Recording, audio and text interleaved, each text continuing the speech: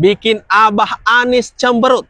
Presiden Prabowo di Kongres PSI kemarin tak lupa menyentil Anies Baswedan dengan kata-kata yang cukup nyelekit. Aduh, sakit banget.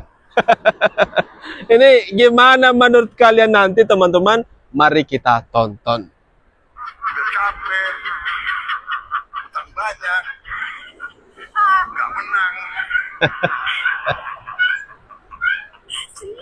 dimaki-maki.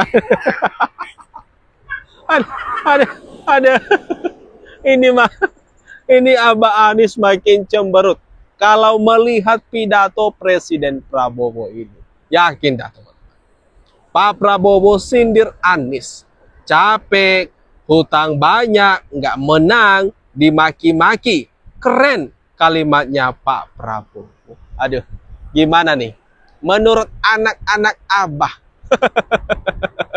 Kalau melihat, menonton video Presiden Prabowo ini yang dengan kalimat-kalimat tegasnya sangat nyelekit.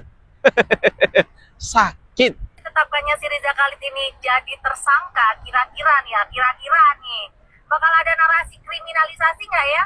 Soalnya kan kemarin ada capres yang kampanye pakai jet pribadinya si ini, ya kan? Itu capres yang katanya ya si paling anti oligarki loh katanya. Tapi ya sudahlah. Bakal ada nggak tuh narasi kriminalisasi? Dengan ditetapkan. Gimana, teman-teman? Gimana nih? Menurut kalian, menurut anak-anak Abadah, penetapan tersangka Riza Khalid, awal baru pemberantasan mafia migas. Seperti yang kita tahu kan di masa-masa Pilpres yang lalu, Abah Anies pernah menaiki jet pribadi dari orang ini. Orang yang kemudian jadi tersangka, Riza Khalid. Nah, seperti yang kita sanksikan ini, kita pertanyakan apakah ada nanti narasi, ada upaya diskriminalisasi dengan hal ini. Mari kita tunggu saja, teman-teman. Pesawat jet super mewah yang dipakai Anies Baswedan kampanye ilegal di Sumatera ternyata teregistrasi di Pulau Cayman. Perlu dicatat, Pulau Cayman adalah surganya para penjahat internasional untuk mencuci uang segala hasil kejahatannya. Sedang harga pesawat Cobra Air Legacy 650 yang dipakai Anies mondar-mandir itu terbilang super mahal dan hanya dimiliki para aktor oligarki super kaya.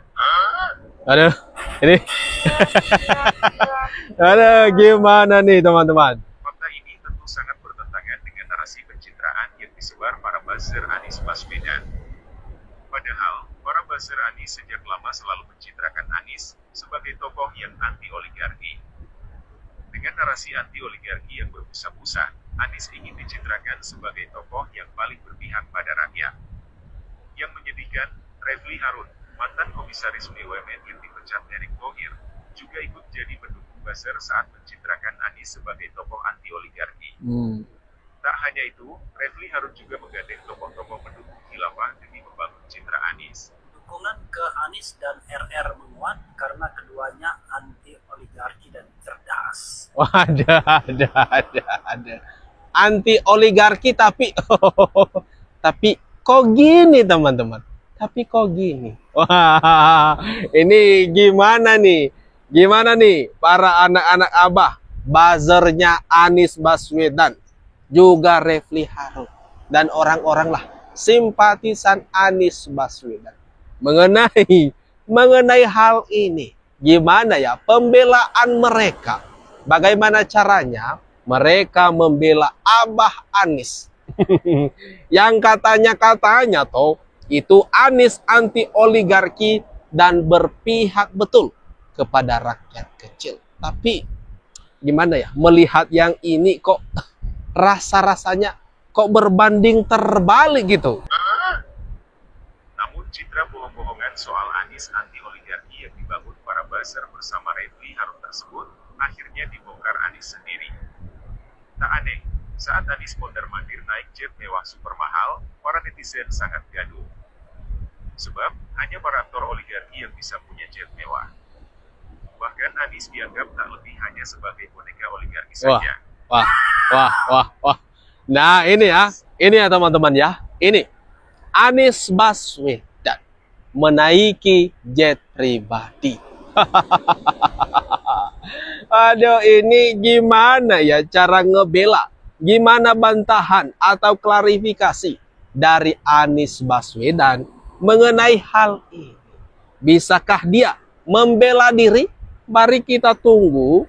Mari kita tunggu teman-teman. Apakah sebentar lagi akan keluar pembelaan-pembelaan? Bagi mereka-mereka yang sepinter, ada yang kasih saya nilai 11 dari 100 imam gue pikirin.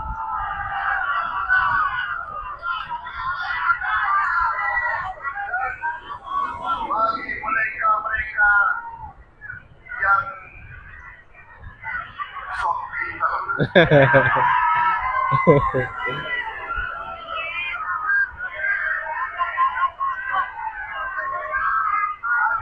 kasih saya nilai 11 dari 100. Ya, siapa? Siapa yang memberi nilai 11 dari 100 ke Presiden Prabowo? Ya, Anies Baswedan. Kira-kira sepintar apa sih? Sehebat apa Anies Baswedan ini? Sehingga berani sekali loh memberikan nilai ke Presiden Prabowo. Pada waktu itu nilainya cukup. Aduh, sangat-sangat. Ini bukan menilai lagi lah kalau menurut saya, tapi lebih cenderung menghina Presiden Prabowo. Prabowo bagi mereka-mereka yang sok pintar, ada yang kasih saya nilai 11 dari 100. Emang gue pikir. Terbukti juga teman-teman. Dengan sekarang toh, Abah Anies Baswedan sekarang jadi apa? Jadi pengangguran dulu. Karena kalah di Pilpres yang lalu. Yang menang, ya Presiden Prabowo dan Mas Gibran.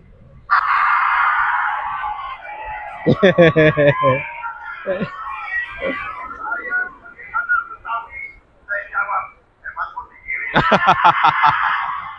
Aduh. Apalagi gerinting. Kalau gerinting mah, Ya, sorry ya. saya lebih takut dengan rakyat Indonesia. Rakyat Indonesia, silakan Anda beri nilai kepada Nah itu teman-teman. Sekedar untuk diketahui kejadiannya itu kemarin, Anies menilai Presiden Prabowo 11 dari 100 itu sewaktu debat capres pada Pilpres yang lalu. Dan di sini sangat jelas ya. Itu bukan menilai lagi. Masa ada 11 dari 100? Itu sudah ada dugaan menghina lah. Bukan mengkritik lagi. Berusaha merendahkan. Merendahkan Presiden Prabowo. Wah, wajar saja kan kalau Pak Prabowo sangat kesal sekali dengan Anies Baswedan ini. di negara di kota mana ya? Ibu kota ASEAN itu di mana Bapak Ibu? Kita harus bisa menjawab dengan jelas dan tegas. Jakarta adalah ibu kota ASEAN. Karena itu waktu dulu saya bertugas di Jakarta, ada stasiun kereta api MRT yang lewat di depan kantor kejaksaan. Saya minta stasiun itu diberi nama stasiun ASEAN supaya pas setiap hari mengingatkan penggunanya bahwa Jakarta itu bukan hanya ibu kota Indonesia, tapi Jakarta juga ibu kota ASEAN. Ini sempat heboh beberapa hari yang lalu teman-teman. Di mana Abah Anies menyatakan kalau Jakarta bukan hanya ibu kota Indonesia, tetapi juga ibu kota ASEAN. Sontak semua jadi kaget lah. Loh. Sejak kapan ASEAN memiliki ibu kota? Seperti yang kita tahu, ASEAN itu merupakan organisasi perkumpulan dari beberapa negara. Masa iya organisasi kemudian memiliki ibu kota? Gimana teman-teman? Kemudian sama anak-anak Abah kemarin mengatakan, silakan searching di Google. Ya udah, kalau kita searching sekarang di Google teman-teman, kita tulis, apakah ada ibu kota resmi ASEAN? Ya, jawabannya keluar adalah tidak ada ibu kota resmi dari ASEAN. Karena itu merupakan organisasi, bukan sebuah negara. Ini Anies Baswedan blunder, teman-teman. Benar, ini blunder. Tetapi sama anak-anak Abah tidak terima. Banyak berjibun pembelaan. Mereka keluarkan untuk membela pernyataan Abah Anies ini. Ah, gimana? Gimana menurut kalian, teman-teman? Atas apa yang barusan saja kita bahas bersama ini, jangan lupa tinggalkan komentar terbaikmu ya di kolom komentar yang ada di bawah ini. Mari kita ramaikan bersama-sama.